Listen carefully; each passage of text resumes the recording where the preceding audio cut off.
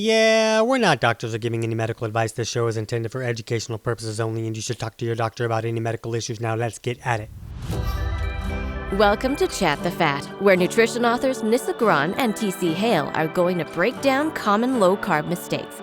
Let's chat all things low-carb, keto, digestion, and more so you can maximize your results. Alissa is a 43-year-old mother of 5 who lives in Southern California with her husband and children. She works as a postpartum doula, helping new parents adjust to parenthood by being with them in their home to encourage, support, and educate them in regards to how to care for their new baby and what they can expect in the days and weeks that follow giving birth. She's been keto for over 2 years now, and in addition to losing 58 pounds, she's also reversed several serious health conditions. So welcome to the podcast, Alissa. Thank you. It's good to finally be chatting with you. I know that we've been working together since you found keto, so it's been a while, and now we finally get to chat face-to-face. I know, it's nice. We've only ever talked through email, so this is nice to see you. With the kids screaming in the background, I've had a lot of people request to talk to me over the phone, but I always have kids running around screaming in the background, so that doesn't work as well. Yeah, no problem. I understand that. 5 kids. I've only got 2. They're young, but I've only got 2. Mine are teens and 20s now, so they're not running around so much, but all new set of issues. Sure. I was doing a video for our Keto Decoded membership yesterday, and in the middle of it, my 3-year-old kept asking for more snacks and more juice. I'm like, no, that's not keto. Don't ask for juice. That's funny. But I do put collagen in it, and I add MCT oil and electrolytes. So I love that you do that. I wish I'd known all these things when my kids were little, because now trying to get them to do some of this stuff is not easy. People ask me, like, how do I get them to drink the collagen in the juice? Because you can taste it. Like, if you're used to normal juice, you can definitely taste it. So for all you moms listening, my special trick is, well, to make the juice, I fill it about a third of the way with water, just because I don't like giving them a lot of juice. So I still water it down, and I choose the low sugar juice, so it's already watered down. I add the collagen, mix it up, then I add the fat and the electrolyte drops. But the reason that they don't taste the collagen is because that's the only way they've ever had it. So they don't know any better. Right. That's awesome. It's good to start early for sure. Yeah. And if you haven't started early, you can start mixing it in little by little, and eventually maybe they won't notice it, hopefully. But right. Yeah, I'm just glad I got them on that. Okay, so we are not here to talk about kids and keto, although we have some stuff to add later. But let's talk about you, and let's talk about your life before you found keto. Did you struggle with weight loss for a long time before you stumbled upon keto? Yes, pretty much my whole life. I was a skinny little kid when I was, in elementary school, but once I hit the preteen years and started filling out everywhere. No, my teen years were still fine. I thought I was fat when I was 12, 13, 14, but looking back on it, you know how that is. I always say I wish I was as fat as I was the first time I thought I was fat. It's so true because, I probably was 5 pounds overweight or something, not 50 plus. But anyway, I was always doing all the old videos, the abs of steel, buns of steel type videos, drinking the Slim Fast shakes, eating the Tiger bars or whatever those were called, the protein bars, thinking those were all healthy because they were low fat, even though they were full of sugar. So, but I did that's what people did back then. You ate the low fat foods. So did 3 years. Slim Fast, those are diet drinks, but those are loaded with sugar. Not only are they sugar, but they're liquid sugar. Yeah. That's in your bloodstream faster and probably making people starve or feel like they're starving, which I know I did anytime I did. Yeah, absolutely. Kind of tasted good. So yeah, did the shakes a lot when I was a teenager, I guess. And then when I got older, did the Weight Watchers multiple times. After each of my kids, pretty much, except my last one, I did the Weight Watchers. I did Nutrisystem a couple times. Lots of counting calories and measuring stuff and all that over the years, and just working out on the treadmill for endless hours a week. Yeah. When you were following those diets, how did those go? Like, did you lose weight and then keep it off for a while and gain it back, or was it even too hard to lose the weight? Yeah, I pretty much lost the weight easily, at least through my 20s and 30s. But I always, like you said, I always felt like I was starving. It didn't matter. I never felt satisfied. I felt like I was starving all the time. I was always hangry, just never So I was depriving myself for sure. I was definitely undernourished because the things that I was eating weren't healthy whatsoever. It was all junk, like those bars and shakes that are just full of sugar, like you said. So yes, the weight came off. It would stay off so long as I followed the program, but so long as I reached my quote unquote goal weight and felt like I needed, I went right back to normal eating and obviously gained it all back pretty fast. And then some, you gain more and more each time. So that was never a good cycle to be in. So that was my whole life, just yo-yo up and down, and not just like 5 or 10 pounds, like 50, 60 pounds up and down. So that's so unhealthy, for so many different things in your body. I didn't realize how sick I was making myself with this. Yeah. And I think like the Slim Fast drinks, they're promoted in the mainstream to be healthy. And I think people like us, obviously us, but other people are finally catching on to them. And so now they're trying to trick people by having like a Slim Fast keto. I saw that. Yeah. I look at it now knowing what I know, and I'm like, don't go near those. They're not going to help you.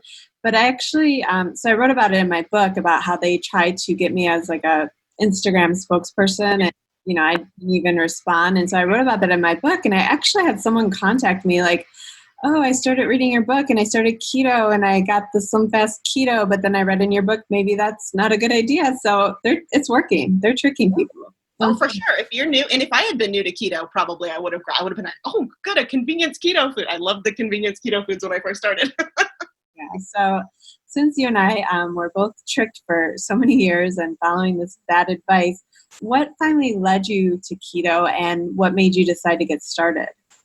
Honestly, my husband and I, my second marriage, we got married 4 years ago, and I saw our wedding pictures. And even though I look at myself every day in the mirror, I never really took pictures of myself. If I did, it would be like just a facial selfie from way up high, so you can't see your body.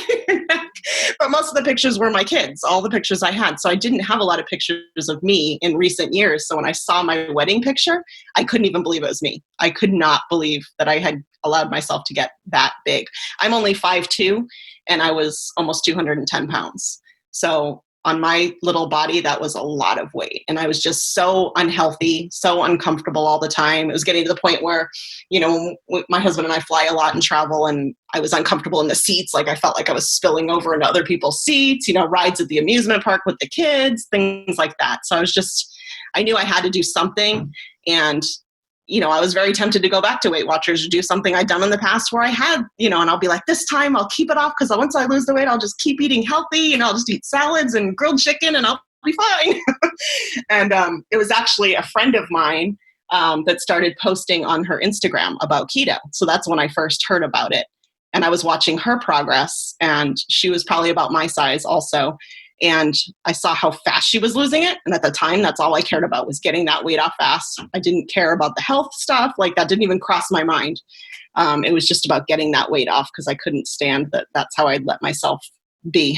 So I know that you said you struggled with yo-yoing weight for a long time. And then when you hit your 210-pound mark, was that something that just happened gradually, or did you just gain a lot of weight all at once?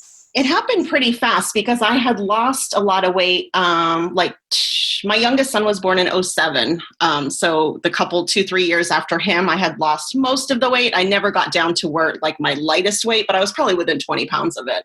So, I was probably around 130 something.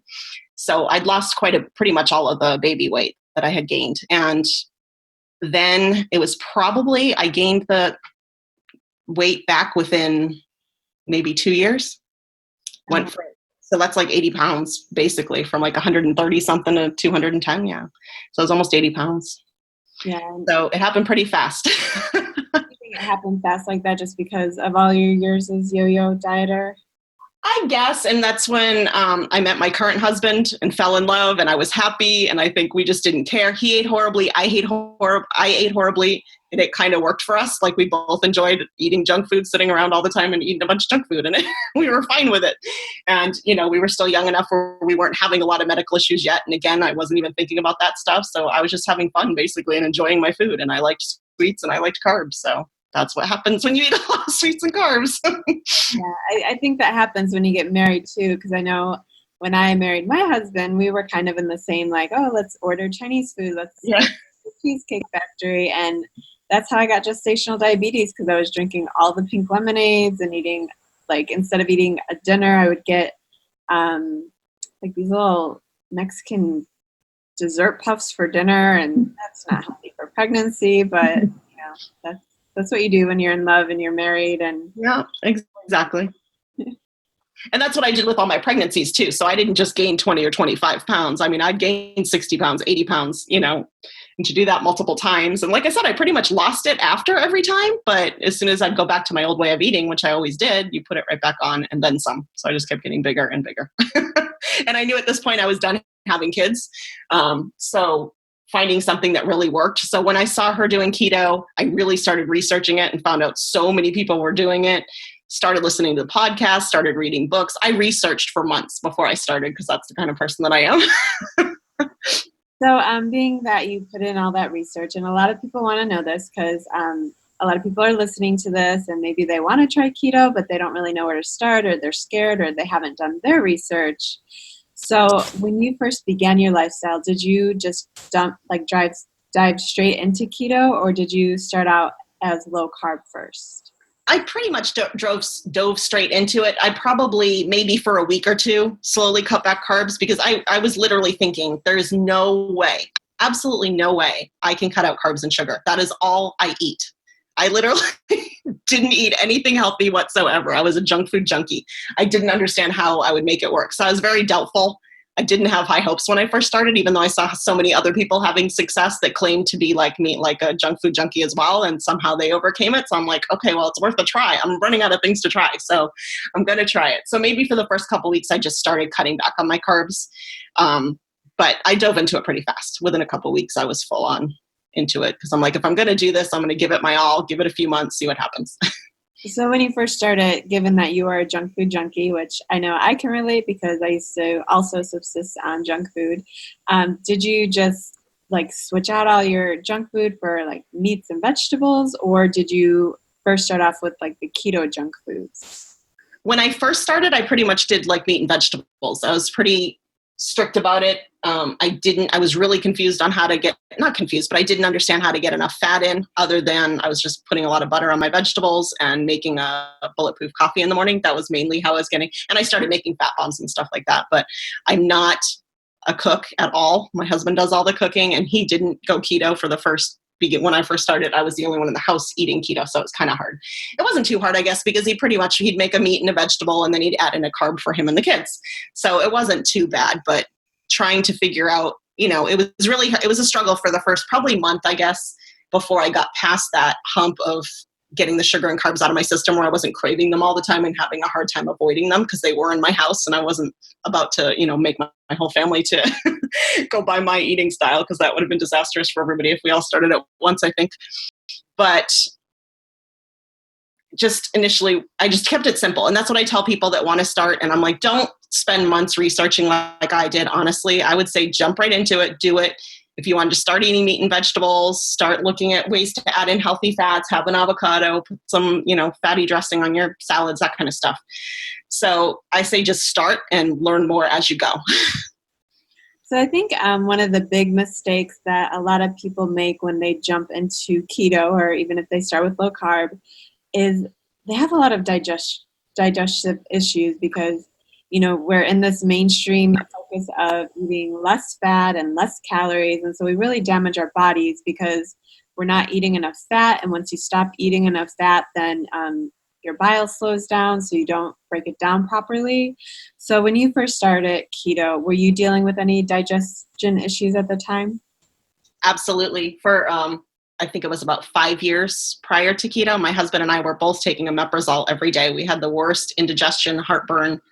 Again, all we ate was junk, so it's no surprise. But we literally could not, if we went even a day without taking it, omeprazole is like Prilosec. It's you're supposed to take it for 2 weeks and then not take it for 2 weeks. But if we skipped even a day, we were in misery all night long. So every day for 5 years took this pill. Once I started keto, and also started working on my digestion. I read the Kick Your Fat in the Nuts book, which I highly recommend to everybody when you're starting, whether you're starting keto or not, read this book because you don't realize how many issues you have. Like, I didn't think it was a big deal to take omeprazole every day for the rest of my life, but it's a huge deal. It really messes with your system. So not only was I messing everything up by all the junk I ate all those years, then I was making it worse by piling pills on top of it, like many other issues that I'll talk about later. But putting pills on top of something is just a Band-Aid. It's not fixing the issue. So reading the Kick Your Fat in the Nuts book really got me to realize what I needed to do to fix those digestive problems. So I did the Digestizyme and the Beet Flow and the HCL. And for a while, I think I did the D-limonene and even the Zenaplex I had to go to for a while. So, it's worth it to look into and fix because you want to fix these problems. You don't want to just put a Band-Aid on it. So I highly recommend taking the steps and doing that. So a lot of times the cause of heartburn is going to be poor protein digestion, which, okay, people look at keto and it's a moderate protein diet. So why do we need to worry about protein digestion? But if you're coming from a diet like Weight Watchers or Jenny Craig or any of the mainstream diets, you're not really eating a lot of protein because like those lean cuisines, they have little bits of chicken on it, but your body doesn't need to work hard to break that down. So once you start eating more real meat like protein, that is where the breaking down protein comes into play. And so you are on the, what's it called? Omeprazole? Omeprazole, yeah. So you are on that. And then you started adding in the HCL to help with your protein digestion. Now, how long were you on the HCL before you could stop taking that medication? I think I stopped taking it right away because I just wanted to get off my medications. I mean, it was literally within days it was working. Oh, wow. Okay. Because, it's really different for everyone. Like some people will take HCL for years. Some people will take it only. No, I took it for a long time, but it didn't take me long to stop taking the omeprazole. So I still took the Digestizyme and the Beet Flow and the HCL. I was afraid to not take it. I took it for a long time with all of my meals, like the full-on 5 HCL. I probably took it a lot longer than I had to. And then I started finally backing off, going down to 4, then 3, then 2, then 1. So even now still with a lot of my dinners, I will still take 1 Digestizyme, 1 Beet Flow, and 1 HCL at the end of my meal. So I'm scared to get off them. Need to be scared. Well, I think that's actually really good information for people listening because when people hear about these supplements, like no one wants to add new supplements. No one wants to swallow all these pills with every meal. Plus, obviously, there's the cost. But I think, you're living proof that you also don't want to take a prescription medication every day for the rest of your life because at least the HCL and the Beet Flow, those are natural and they're helping your body with processes that need to happen, whereas the heartburn medications, those are stopping the processes and just making problems worse. And so if people don't get off of those with their doctor's guidance, of course, because we're not doctors, we can't tell you to just stop your medicines. But when people start to get off those, then they can start to heal. And so I think it's important to note that because a lot of people have this question, like, all right, I'm already taking heartburn medication. Can I take the HCL at the same time? So it's good for them to hear that you weaned yourself off of it pretty soon after you started the HCL. But then the second question is, all right, how long do I need to take this HCL? Which, as we've already talked about, you and we're both very broken people from too many years of dieting. And so it's not like you took it for 1 month and then you were done. You had to take it for a while. You're still taking one with meals. And that's just what happens. You can't just cause these problems for decades and then expect to take HCL for 1 month and suddenly be fixed. Like that works for some people, but for most people, you have to take it for a while. But I think your health is worth it. Absolutely. And I would much rather take a few supplements than all those pills that I was putting in my body. And I think that was part of it too, was why I did get off the omeprazole pretty much right away. Because I was thinking, how does it make sense for me to be adding acid to my body with the HCL, but suppressing it with the like it didn't make sense to me. They were like countering each other. So I was like, why would I keep taking this one? And if I'm trying to correct the problem, even if I have to suffer with some stomach issue, some indigestion pain for a while, heartburn, whatever, I would rather do that, but correct it the right way than just keep pushing down, lessening the acid when I'm trying to build it up. I think when I started HCL, I had that issue as well where I still had heartburn and I dealt with that with the D-limonene. That helped me a lot get past that. So that's a trick if someone is wondering how to get past that. So you said that you're still taking the Digestive, which is great. I think a lot of people, I think TC says anyone over 30 should be taking that to help break down their food. So I definitely still take that. You're kind of on the same plan as my husband, where he took HCL for a while. You know, he was pretty messed up too. He took it for a while, and now he only takes one occasionally, like if we go out for steak or something like that, that's really hard to break down. Otherwise, he can't take it because he'll be running to the bathroom, and I'm sure he'll love that I just said that, but that's okay. Oh yeah. Wow. I didn't even know that could cause that. Yeah. I've never had that issue. So, but yeah, most dinners I do eat a good portion of meat. So I think that's why I take it with dinner still. I could probably try going without, and I don't do it every single night.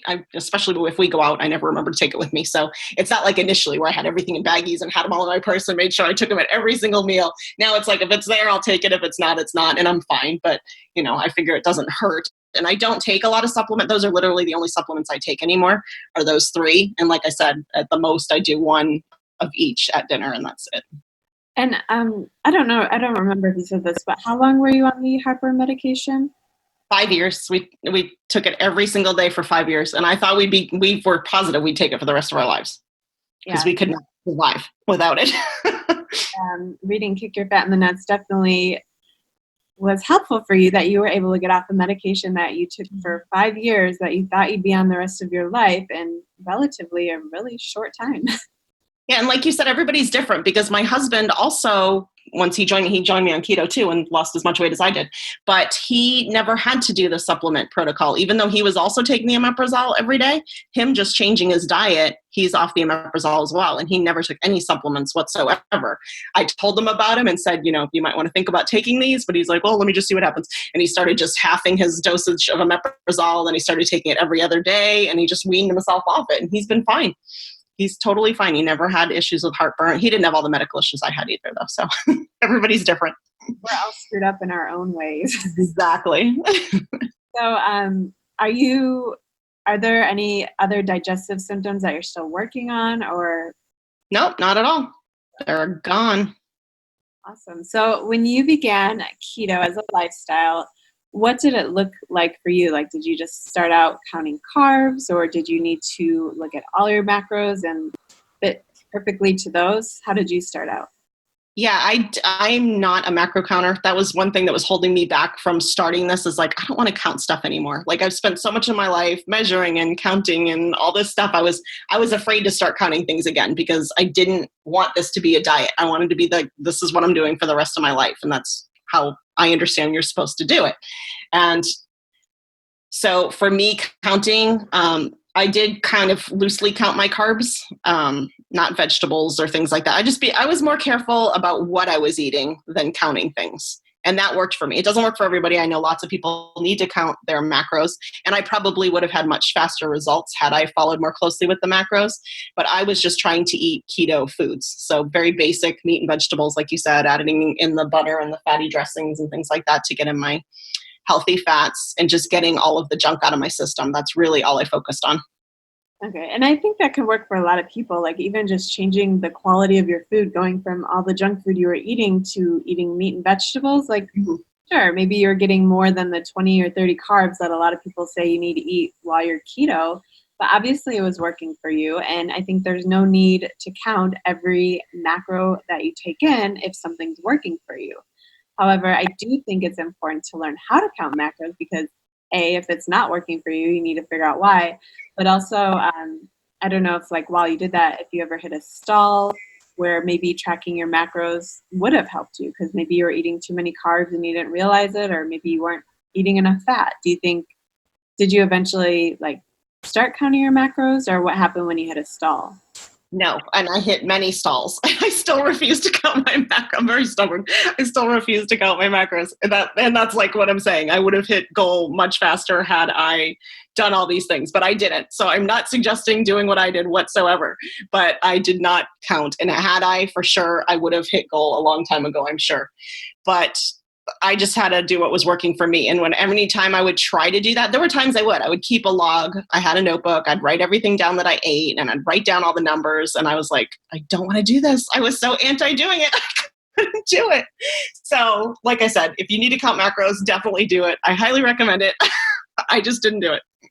Yeah, I'm kind of with you on that just because of the years of Weight Watchers or Jenny Craig, like, oh my God, you just get so into your head with it that now there have been times where I try to sit down and calculate my macros now just to write a blog or to point, and I can't do it past 1 or 2 days because I just want to eat. I just want to be a normal person, and I want to eat what makes me feel good and not worry about, how much carbs, how much fat am I getting? Like, I think it becomes very instinctual as you go along. But a lot of people at the beginning, they do need to do that because they need to learn it, because not everyone is like us where we dieted for so long that you and I can probably look at a food and tell you how many calories, how many carbs, how many fats in it without even looking at the nutrition label. And not everyone's like that.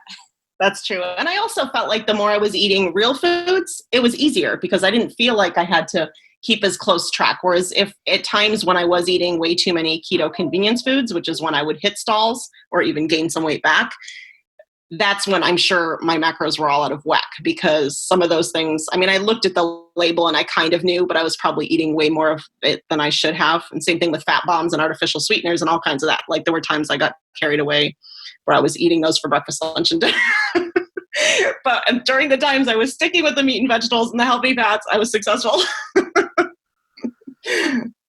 Yeah, I think that's helpful, what you say about real food, because a lot of people do just transfer their standard American junk food over to keto junk food. And when you eat all those packaged foods, that's when you really need to be strict with your carbs. That's when you need to probably count calories because it's not real food. Mm-hmm. And so you equate, your body just doesn't work out the equation. And I'm not saying that anyone needs to count calories, but if you're relying on processed foods, you're going to be stuck in that calorie counting trap. So switching over to the real foods like you did right away probably saved you a lot of frustration. So when you were making that switch from all the junk food over to your meat and veggie keto diet, did you have any difficulties sticking with keto at the beginning? I don't know if I had difficulty sticking with it, but I would keep going back to those keto convenience foods because I would get lazy after a while. And like I said, there were times where I'd eat fat bombs for breakfast, lunch, and dinner because it was filling that sweet tooth, even though it was quote unquote keto approved sweeteners and all these things, it was still working for me as far as, but that's when, like I said, that's when I would stall, is when I would go overboard with those things or with the protein bars or protein shakes or something like that. Even though technically the ingredients were to keto, it didn't work for me. Some people I've seen do that. They'll call it dirty keto and they'll do it for years and they're successful with it. And good for them. That's fine. It just didn't work for me. The only time that I have been successful is when I stick to, the more whole foods.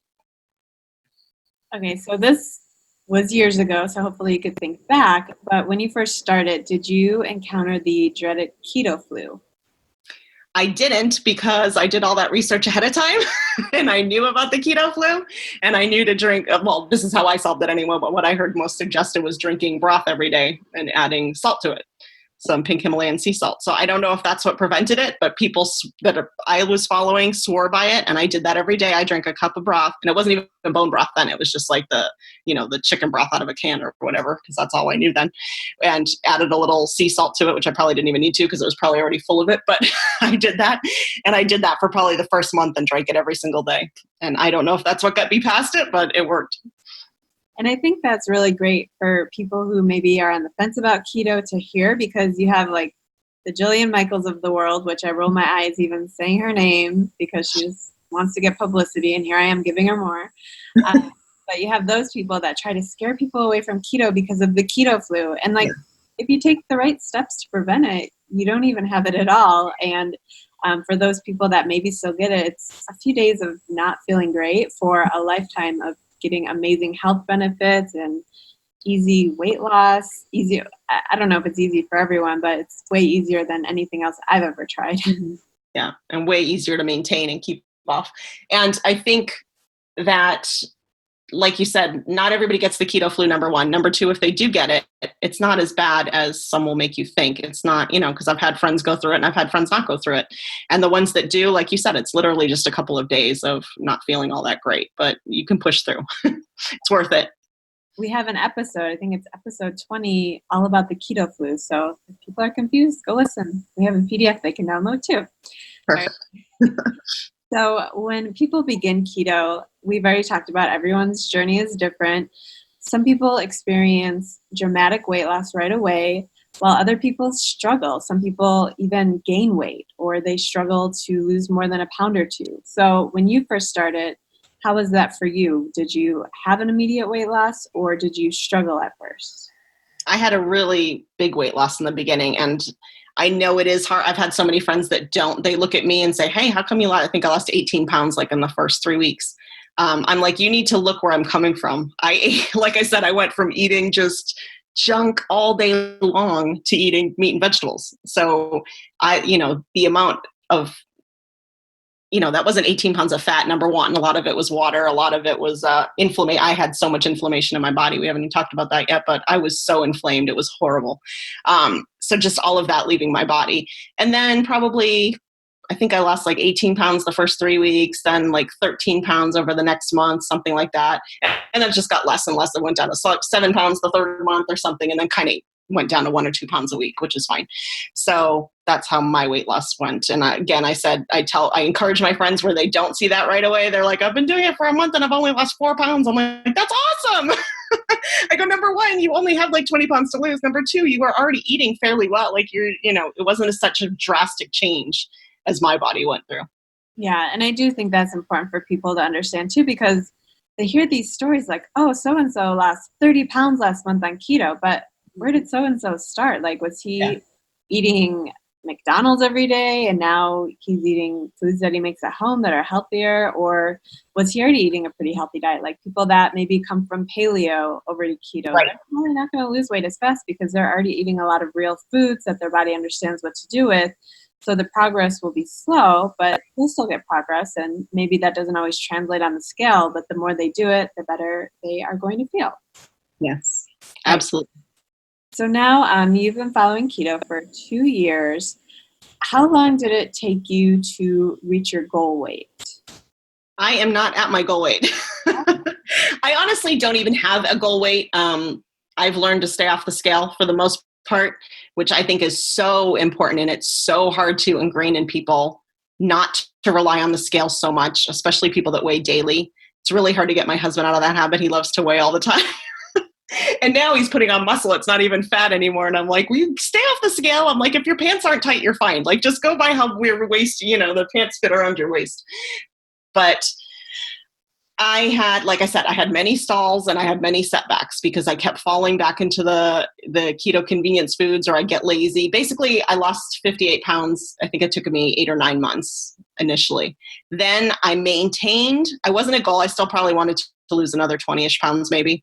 And I maintained for like 8 or 9 months. And I just kept eating, like I said, pretty much meat and vegetables. But I did do the keto convenience foods. I would do protein bars, fat bombs, all that kind of stuff. So I maintained for 8 or 9 months. And I was pretty happy with that. Even though I wasn't at goal, I was happy with it. If I wasn't happy with it, I would have started counting macros and getting more serious and getting back to basics and figuring out what the stall was all about. But I didn't. I was just happy where I was at.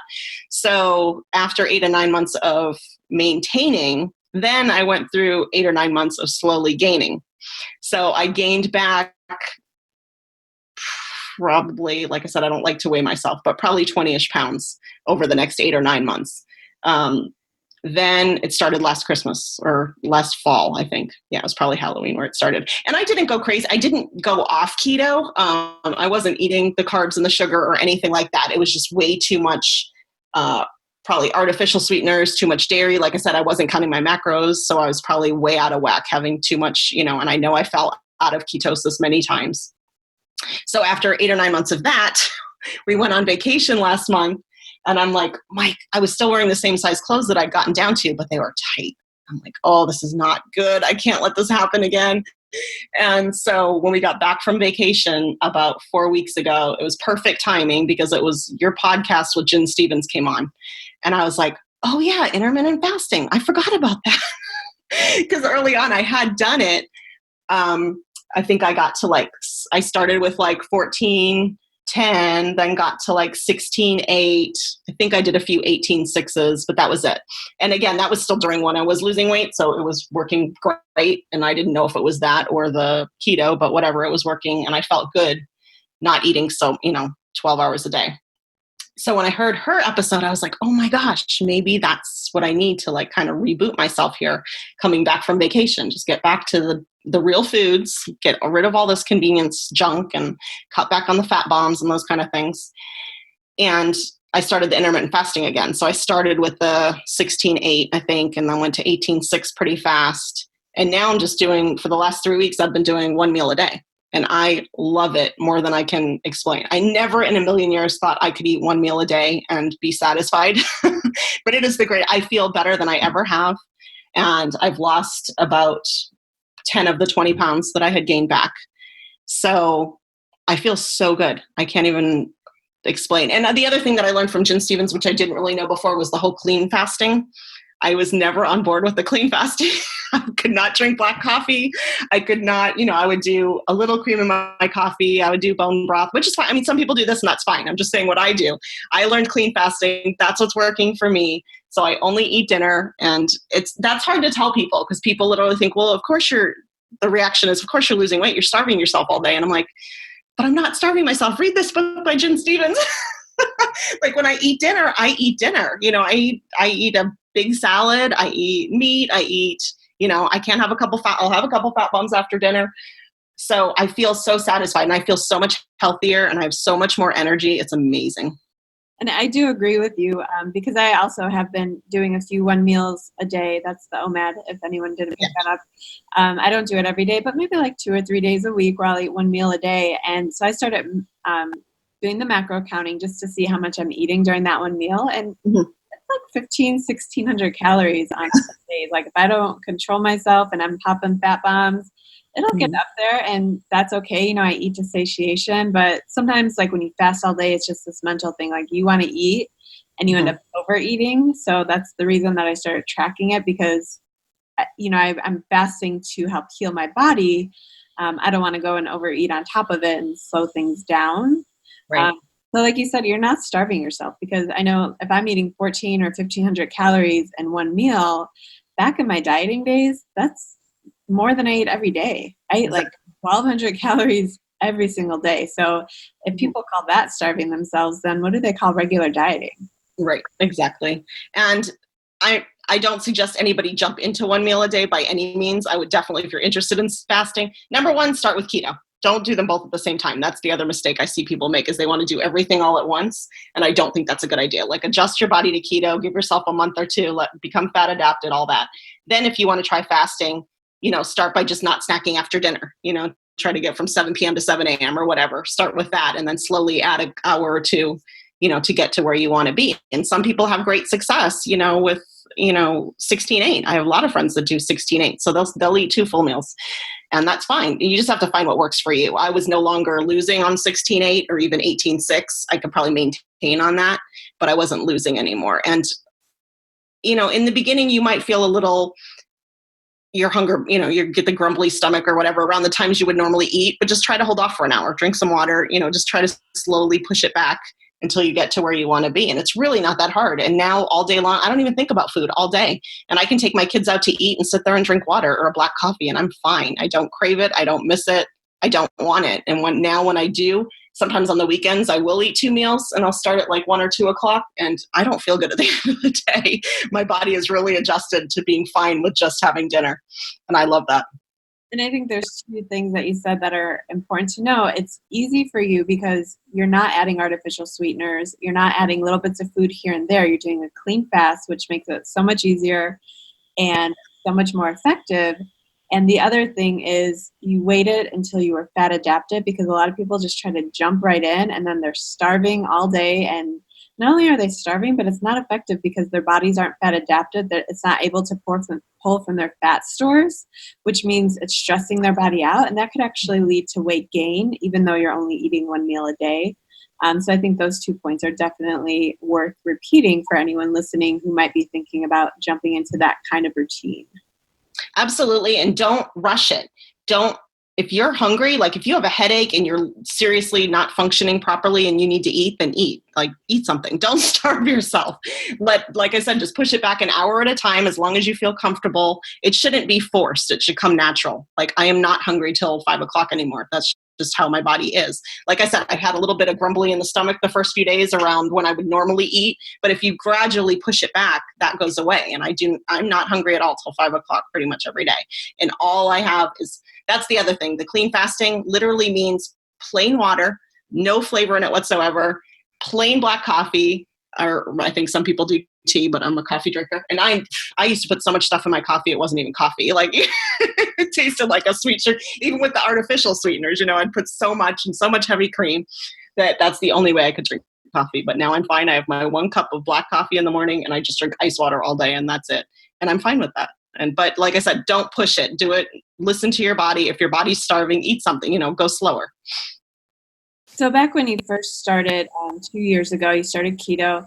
How long did you wait before you added intermittent fasting to the mix? Probably like 3 months, I want to say. I think because I started keto in July of 17, and I want to say I started that in the fall, around October or November. Okay.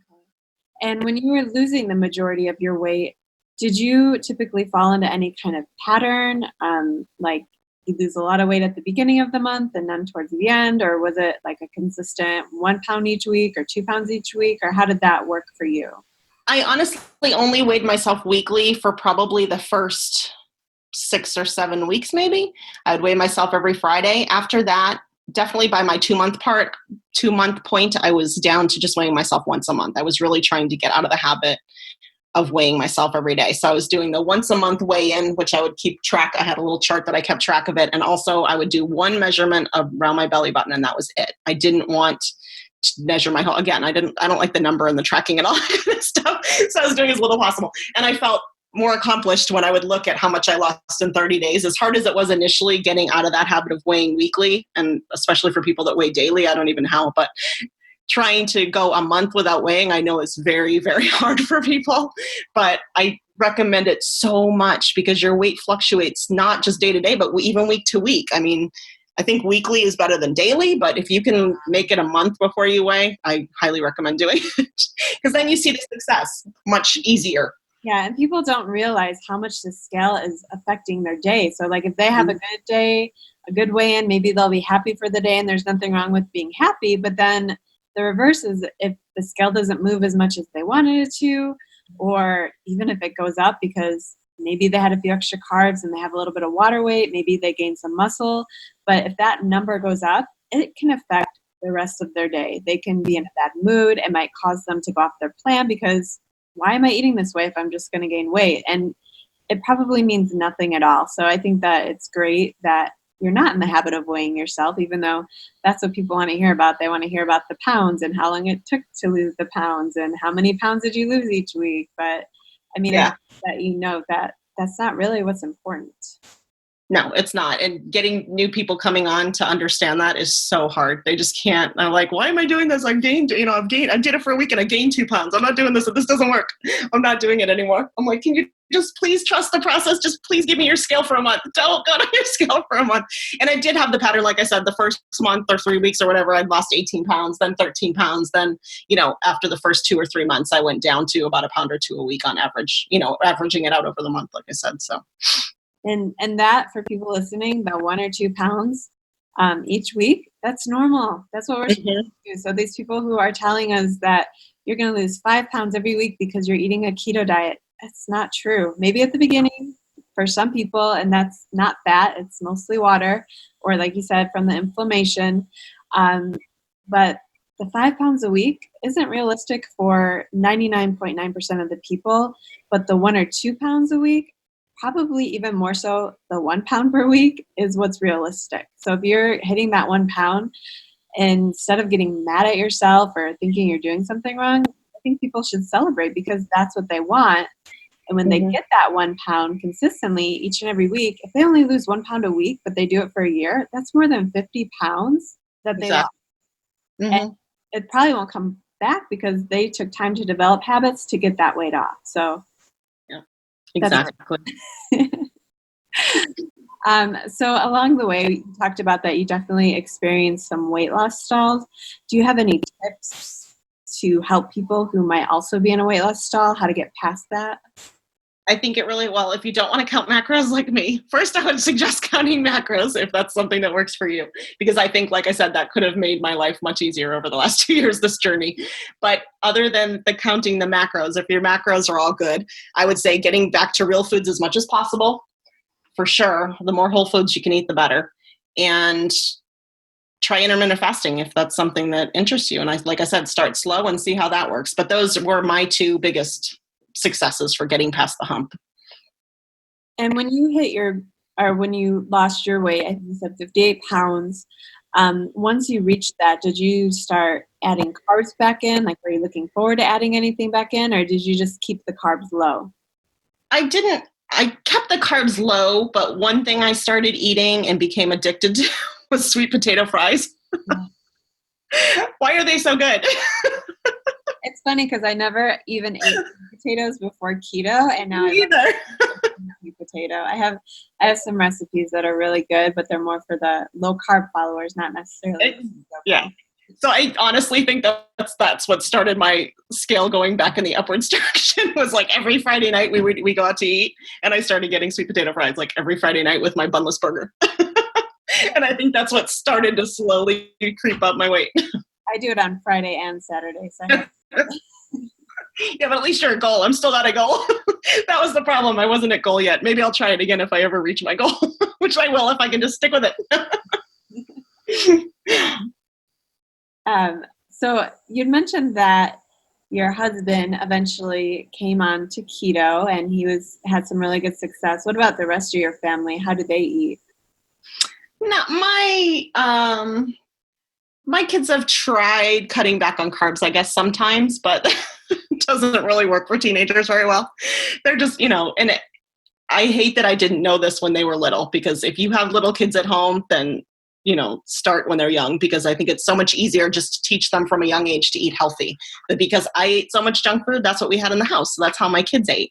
And they still do. And none of them have weight issues because they're still kids, but it scares me for their future, because even though I'm trying to teach them all these things now that I know, and that they see mine and my husband's success, it's still hard to make that switch. I think especially when you're in your teens and early 20s, and until they want to do it, I can't make them do it. And they're at the age where if I don't buy the junk, they're going to go buy it. So it's not like I can control what they're eating like when they're little and you're making their meals for them. And I think it's much easier to adapt them at a young age. But I'm doing the best I can. I'm just trying to educate them in what I learned. And I'm like, do you really want to go through all the issues I went through? And let's just start early, and prevent them from happening. Your life will be so much better. Yeah, although for those with young kids, it can be hard as well, because like I have my first son. That's when I started low carb and keto back then, but he actually had a tongue tie and I didn't know about it. So anytime he would try to eat meat, he would choke on it. So I was scared as a new mother. I was scared to death to give him anything that he might choke on. So to this day, he doesn't really eat meat. That being said, because we never really had candy in our house or, all the fun treats that a lot of kids like crave and want, he doesn't even eat it. Like we go trick-or-treating on Halloween, and he gets candy just to collect it, but he won't eat any of it because he didn't grow up eating that way. So I think it is, not all kids are going to be keto just because their parents are. But I think if you get them in the habit of not eating the junk at a young age, it definitely helps. My little guy, my 3-year-old, he's totally keto. He was snacking on coconut chips the other day. He loves meat. I could put all the carbs on his plate. He won't touch it, but he'll eat all the meat that I have. He loves the keto sauces I make. He even loves cauliflower rice. That's awesome. That's so good. And like you said, I think it's great if your kids are on keto, but even if they're not, just feed them as many whole foods as you can. It makes it so much easier if they don't, get these sugar and carb addictions from an early age. If you don't start them on that stuff, then they don't crave it and they don't want it. Like you said, they look at their candy like, oh, that was fun, but I don't need to eat the whole bag like I would have. So I know a lot of people have this question and you said you're not the cook, but so when your husband cooks and you're cooking for your family, how does he cook a keto meal for the two of you and then still manage to feed the rest of your family standard American food? So most of our dinners, which is the one meal we pretty much eat together, being that him and I both work and my kids are all teenagers, we don't really eat breakfast and lunch together most days. So dinner is our main meal that we have. And now that I only eat dinner, that works out. So dinner is pretty much keto, whether they like it or not. But they do like it because, again, it's meat and vegetables, and sometimes like certain things. Last night, my husband made like homemade chicken Alfredo. So it was chicken with his Alfredo sauce that he made. And he makes these like cheesy keto biscuits, which my kids love. So, but last night they did ask if they could have spaghetti with it because they like putting their chicken Alfredo in spaghetti. So we made up some spaghetti for them to eat. And we just had our, keto biscuits and our keto chicken Alfredo. So I think that you can still do the basics with the meat and vegetables. And then if you want to add in, some rice or potatoes or pasta or whatever for the kids, that's okay. Yeah, a lot of people don't get started and they think it's so hard, but it's not really that hard. Keto is just eating real food. So if you're already feeding your family real food, sure, maybe you need to add in a carby side for your kids or for whoever doesn't eat keto, but it's really not that much different. Right. Yeah, exactly. So they still eat the meat and vegetables with us. And then if they want a carb on the side, then we'll make a carb on the side. But a lot of times they don't. I mean, it depends on what we're eating. If we're having steaks and green beans, they're totally cool with steaks and green beans. They don't need a side carb. So I think the way that you started keto is actually different than a lot of other people that I hear about. A lot of other people, like I said, they go from the standard American diet junk food over to keto junk food. And you made the switch pretty much over to real food right away, which is great. Not everyone can do that. So it's really great when people can. Do you eat any differently now than when you first began? No, but like I said, a few times throughout my journey over the past 2 years, I fell into the keto convenience food. I don't think I knew initially that there were keto convenience foods. Like the people I was following and listening to were very into whole food keto. So I think that's the only way I honestly knew how to start, which is a good thing because that really changed my eating habits. Even though a couple of times, I've fallen into those keto convenience. I'm like, oh, this might be cool. Let's just try it. And they're still addictive, even though it's not sugar in it. I was definitely addicted to some of these things. So they'll say that it's not, but it definitely is. You can tell, when I have to have something every day, I'm like, okay, I'm developing a addiction to this. And that's what I'm trying to get out of. So that's why I try to avoid those things. Not that I always have, but I think I highly recommend the more whole food, the better for sure.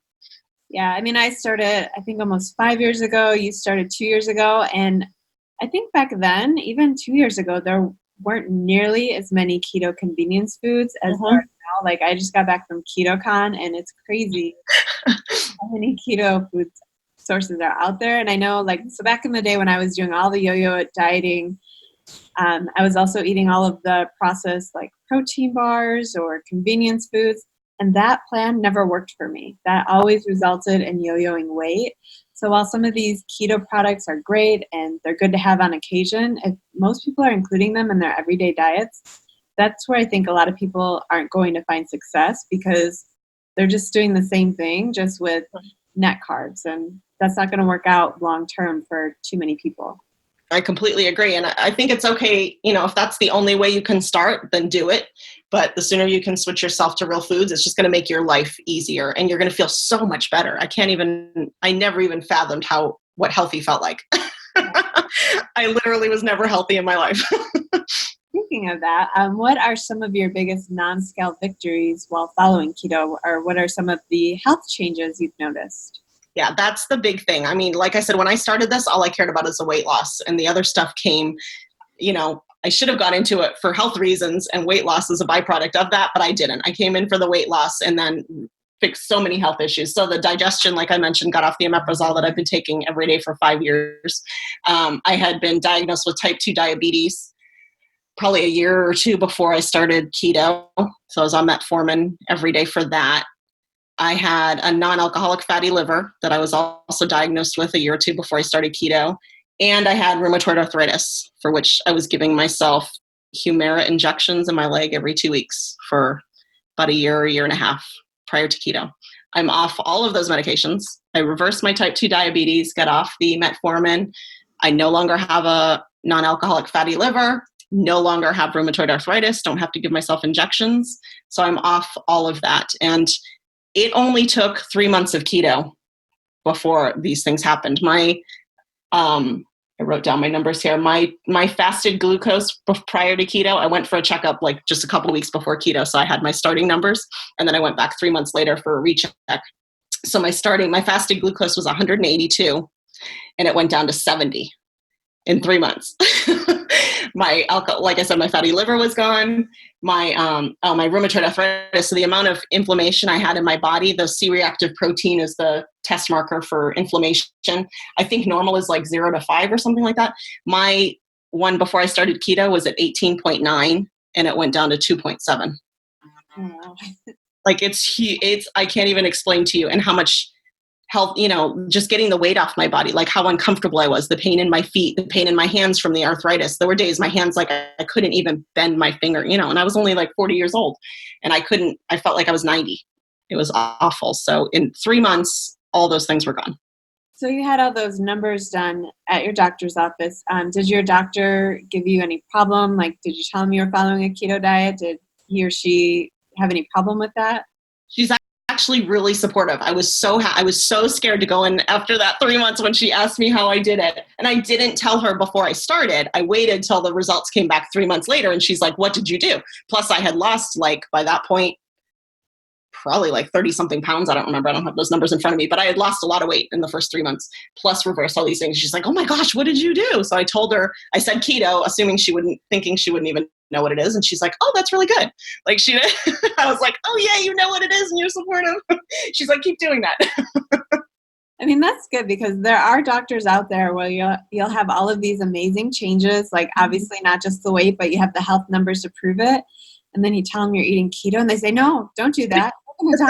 Like, I know it. I'd heard all those horror stories, so I was so afraid to tell her, and I was so relieved when she said, oh, good, keep doing that. it's really sad that some doctors like can't see how you're making all these changes, and they're going to keep telling their patients that keto is bad for your health, but look at all the changes in just a short amount of time. Like, I don't think any medications they could give you would heal you in such a quick time. I mean, I don't think the medications would heal you at all. Like you said, they're just a Band-Aid, but I don't think they would make anywhere near the improvements that changing the way you eat has. Exactly. And it's like, people are so worried about it. And like I said, and I was too, I was like, how could I possibly stop eating carbs and sugar? I don't understand. But once you start, it's hard the first few weeks. It is. If your body is super addicted to these things, you're going to crave them for a few weeks, and it takes a while to get past that. But if you just stick with it, you don't realize how much good is going to come out of it. It's so much more than just losing the weight. Like, I'm still blown away by it. It's amazing. And I'm so happy that I get to share these results with so many of my friends and family. So many of my friends and family do keto now. It's unbelievable, just by watching how I changed. That's awesome. And so what else has changed about your life from 2 years ago beyond just the weight loss and the health? Do you have any other improvements? Just, I have so much more energy, and that's huge. Having children, as you know, so much more. I was so groggy and tired and like just lazy feeling. I felt like I couldn't get off the sofa so often. I just didn't want to do anything. And now I have so much energy. I don't even know what to do with it some days. So I can keep up with them. I feel more youthful. People would tell me all the time, you look so much younger. But, that's what they would say in addition to, you're so thin. I look so thin if I show my before, and people that saw me before and after. And they're like, and you look so young. You look like you're 30. And I'm like, oh, thank you. So I think it helps your skin and stuff too, or helps you remain youthful. I don't know. That's what they tell me. Especially the fasting. If you're fasting right, it totally. Yeah. That's amazing. Yeah. So how can you not want all these things? Like, you're listening to it and you're like, oh, I don't know if I could ever give up carbs and sugar. Trust me, you can. It is so worth it. No matter whether you have to lose weight or not, just for the health benefits. And even if you don't have health issues now, that's great. Keep it that way by going keto now. Don't wait until like I did and have to reverse these things, because that is much harder. I was lucky that I reversed them as easily as I did. Not everybody does. Some people it takes a lot longer, or they may never get off things like metformin. It just depends on your body and how you prevent it. It's much easier than reversing it. So do you have any thoughts or recommendations for those who maybe are listening and they haven't begun yet, or maybe they're just getting started? What would you tell them? Definitely just get started. Eat the real foods if you can. If you need some of the keto convenience foods in the beginning, do it. Just slowly make improvements. Change one thing at a time if that's what you have to do. Go slow. Be happy if your scale goes down 2 pounds in a month. Any negative weight is a positive thing. So just be happy with those little victories, or the other things, like I'm saying, like being more alert, have more energy, all those things. Like, look for all those small victories don't look at, I've been doing this for 3 months and I've only lost 6 pounds. So what? You lost 6 pounds. You wouldn't have lost it if you hadn't done this. And, I guarantee you they have other things that have changed as well for the positive. You just have to look at that. And, I don't think you have to do a ton of research before you start, especially if you are trying to just eat healthier, real foods. But there's so many books and podcasts out there now, and there's a lot of good information. There's a lot of bad information. So you really have to learn to decipher what's good and what's bad. Just because someone says it's keto, look into it, figure it out yourself. How did you decipher the good from the bad? Because there is so much bad information out there. How do you determine what's right for you and what's not? It was really hard in the beginning. And in the beginning, I joined every keto Facebook group out there. And that was a huge mistake. Now I think I'm on like 2. I don't know. Most of it is not good. And the ones that have so many members, you're getting so much information from so many different people. Nobody agrees on what's keto and what's not keto. So it's really hard to figure it out. And again, that's where I think just eating real foods, simplifies it so much, because then you're not confused over what's good and what's bad. And I think over time you just learn. But I would listen to the people that talk more about the whole food keto and about health over weight loss, and not weighing yourself and tracking everything every second of every day.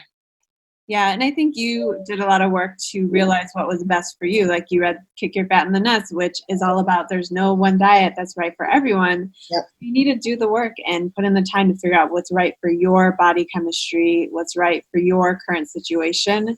So I think doing all that work is definitely important at the beginning. So I know, speaking of Facebook groups, you have your own Facebook group for those who follow a keto lifestyle. So do you have anything to add about that group? I do. It's called Coffee, Christ, and Ketones, because those are the 3 most important things in my life, other than my family. So coffee, like I said, I was addicted to bulletproof coffee for years. That's how I got my fats in every morning, and that's what I drank. Now that I'm fasting, it's black coffee, but coffee is still very important in my life. And I think it plays a big part in this lifestyle. I'm a Christian, so Christ I put in the center of all, and then ketones, obviously, for ketones. So it's basically just friends and family right now, but people are slowly starting to add other people in, and I love that. I don't want it to get huge because I don't want to have those issues that the big groups have. I invite people to join. Look me up on Facebook. Look up Coffee, Christ, and Ketones, and I'd love to get you in the group. But I definitely want it to remain a positive, supportive, no negativity, no drama. That's what I like about it. So basically I'm in that group, your group, and one other. That's it. Because I don't want to get back into the drama and but this person said this, but that person said that. This must be right. Yeah, I still stay in some of the keto for beginners groups, just, to keep my finger on the pulse and see what's going on. And there's so much bad information. Scary. The groups I am a part of, there's not a whole lot of negativity, or at least I don't stay in them long enough to see the negativity. But when I first started joining some groups, like, people were just mean. They were mean. You didn't agree with them.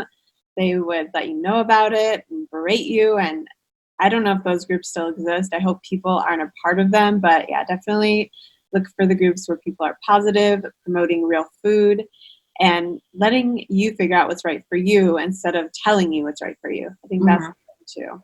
Yeah, that I had a really negative experience early on where, like I said, I lost 18 pounds the first 3 weeks. And I'm like, people were sharing their progress before and afters and how much they weighed they lost and stuff. So I put this up and most people were like, oh, that's awesome, blah, blah, blah.